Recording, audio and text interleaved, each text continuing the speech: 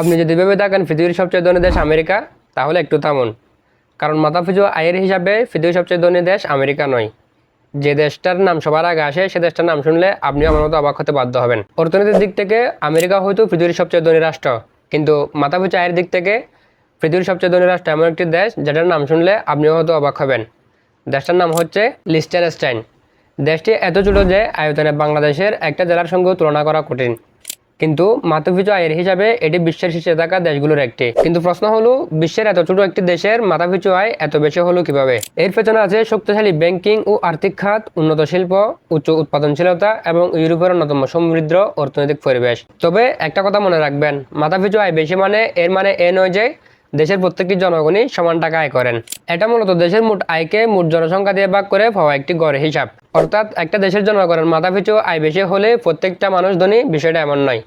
আপনার মতে বাংলাদেশের মানুষ যদি ধনী হতে চায়, তাহলে কোন বিষয়টা সবার আগে পরিবর্তন করতে হবে? কমেন্টে আপনার মতামত জানাতে পারেন।